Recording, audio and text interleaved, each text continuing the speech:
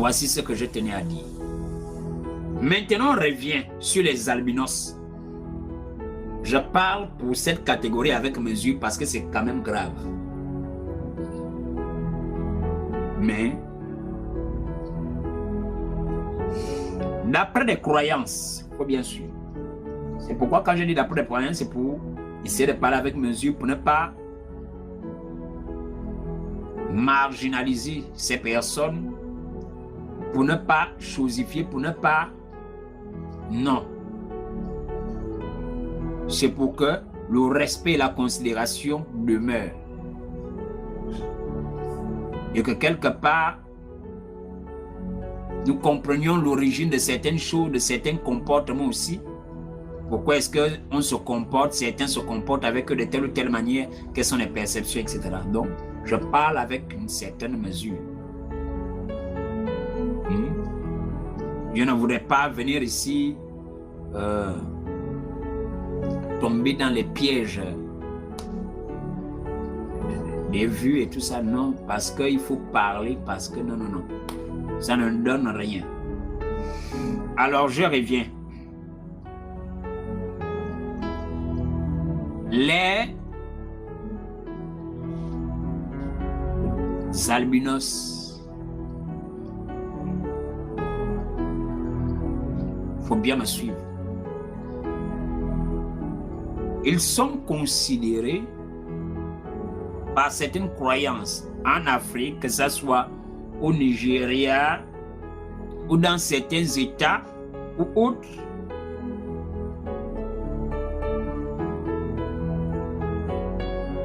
ils sont considérés par certains comme étant des esprits. Mais pas simplement comme étant des esprits.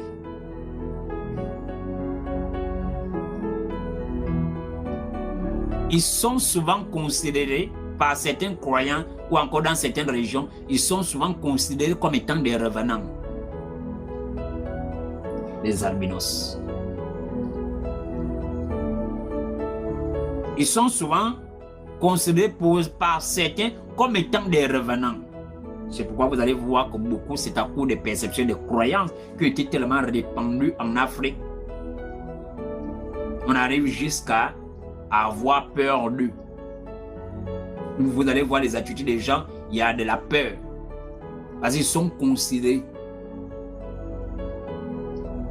comme étant des revenants. Pourquoi?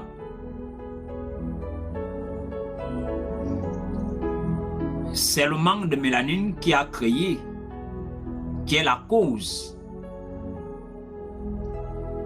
de la coloration de la peau. Mais qu'est-ce que un albinos selon ses croyances? Vous pouvez être un albinos, c'est l'étranger. C'est la présence étrangère, c'est l'esprit. Il faut bien suivre. Le blanc est considéré comme étant un esprit. Le blanc est considéré comme étant un esprit.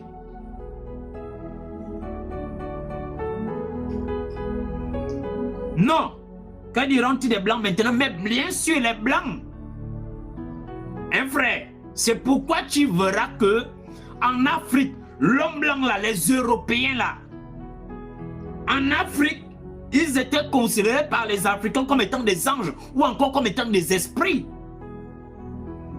Ils n'étaient pas considérés comme étant des humains. Les blancs que vous voyez, les Européens, ils n'étaient pas considérés comme étant des humains comme nous.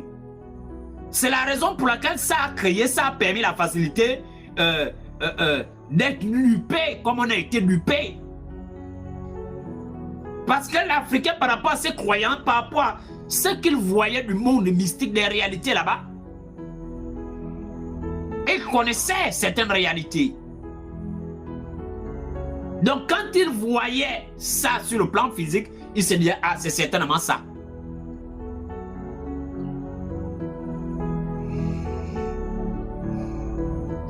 Maintenant, les blancs, je parle, le blanc, le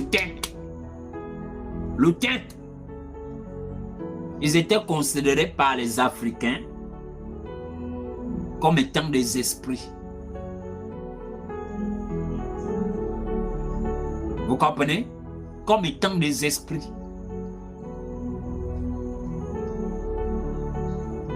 Comme étant des êtres venant d'un autre monde. Est-ce que vous comprenez un peu? Ils étaient considérés comme étant des génies.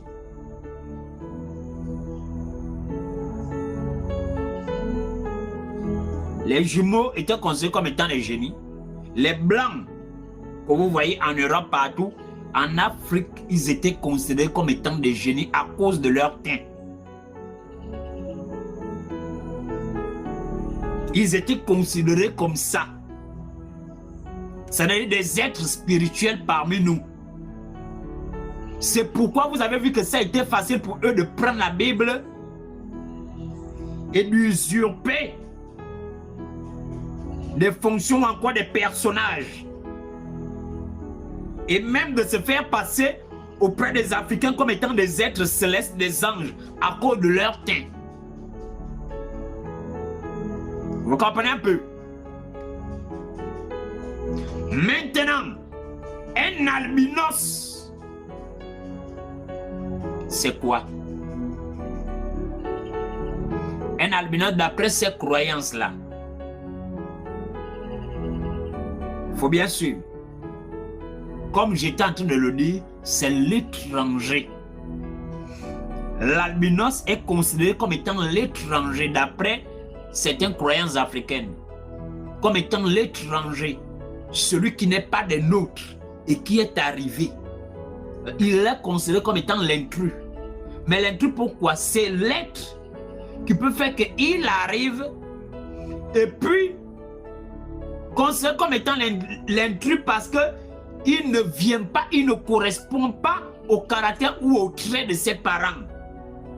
Papa est noir, maman est noire, mais il n'est ni noir, il n'est pas noir comme les parents. Donc, de ce fait-là, par le teint, même s'il y a une ressemblance physique, par le teint, ça montre clairement quoi? Il n'appartient pas à papa, il n'appartient pas à maman, donc c'est un étranger. Or, l'étranger en question, c'est quoi? C'est un esprit.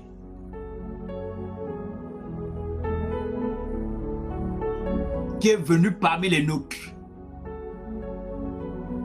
Maintenant, pourquoi est-ce qu'il suscitait l'effroi?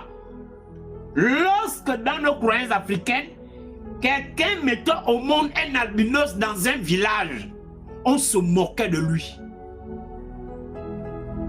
Adam, c'est tout ce qu'il a pu enfanter. Oh, avec ça, il ne peut rien produire de bon. Adam, c'est tout. Il était la risée de tout le monde. Donc, ils étaient stigmatisés depuis l'époque. Pourquoi? Parce que les albinos, l'albinos était vu comme étant un esprit étranger, comme étant un messager, mais pas un bon messager. Il était vu comme étant un mot, c'est-à-dire, je vais appeler ça comment? Un mauvais présage, une mauvaise nouvelle. Un mauvais présage, une mauvaise nouvelle. Il était considéré comme étant un revenant. Par moment, on pouvait voir en lui l'esprit du mort qui serait revenu ou alors simplement un revenant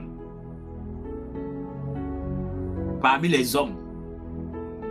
Et il était considéré comme étant quelqu'un qui annonçait la malchance, le malheur, l'échec, la ruine. Et à cause de ce regard, de cette croyance, c'est ce qui faisait en sorte qu'il n'avait pas d'amis. Personne ne voulait de lui. Personne ne voulait des albinos, avoir des contacts, être ami.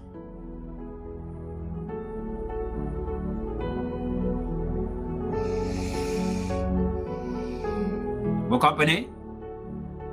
Parce que lui, il est vu comme un esprit, comme une entité, un être possédant des forces. C'est-à-dire, on ne l'est même pas vu comme il est vu comme quelqu'un qui possède des forces. Vous comprenez?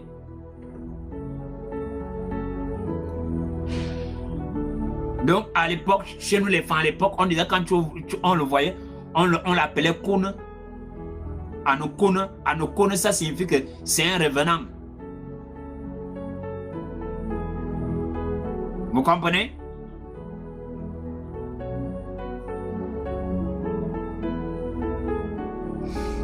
Maintenant, voici comment lui il était vu. C'est pourquoi il était rejeté. Et les parents même en avaient honte. Vous comprenez? Parce qu'on ne le considère pas comme, et on le considérait comme un esprit parmi nous, mais qui est venu annoncer une mauvaise nouvelle. En fait, c'est-à-dire on le voyait comme un esprit qui va apporter le malheur. Il apporte le malheur. Donc on le voyait, il était synonyme de malheur, de malchance qu'il va apporter à une communauté. C'était comme un message. Il était considéré comme un message donné par les génies. Quand ils apportent le message pour dire, ils vont apporter le malheur. Donc, l'albinos était synonyme de ça. Le malheur parmi nous. La malchance. Tout ce qui est mauvais est en train d'arriver. Les gens pouvaient commencer à crier, oh, malchance, oh. C'était comme ça, ces croyances-là. Donc, vous comprenez à quel point les albinos, ils ont longuement, grandement vécu dans la stigmatisation. C'est-à-dire que psychologiquement, tout ce qu'ils ont enduré depuis des décennies, c'est incroyable.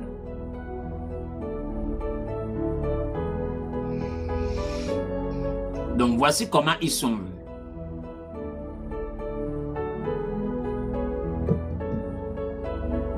Je ne vais pas aller très loin, je ne vais pas aller plus loin.